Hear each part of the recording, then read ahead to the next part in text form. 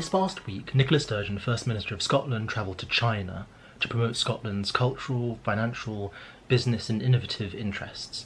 We're going to look at the areas of cooperation between Scotland and China and the prospects moving forward, whether Scotland remains in the UK or becomes an independent state.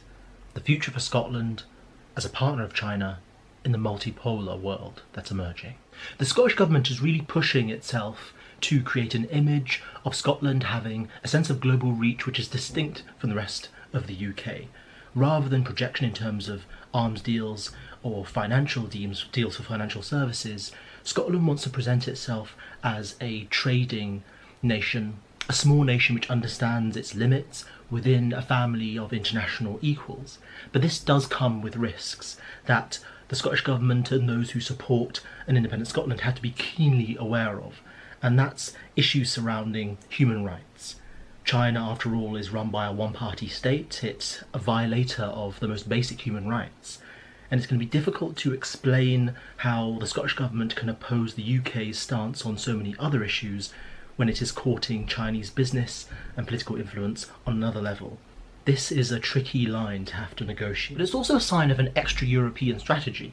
The Scottish Government, of course, is committed to remaining within the single market, of being a small European nation alongside European partners.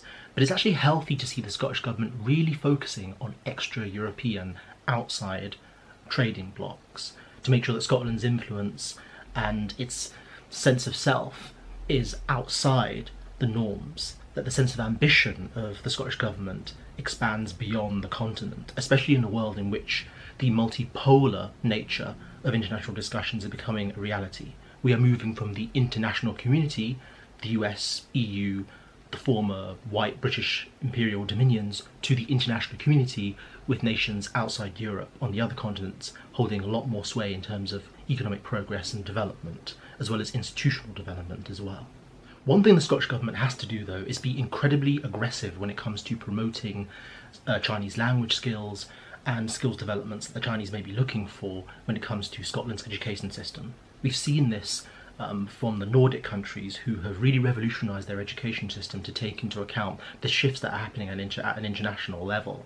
So we really need to drive, and of course the Scottish Government has cooperated with the Chinese government when it comes to the setting up of Confucius institutes in Scotland.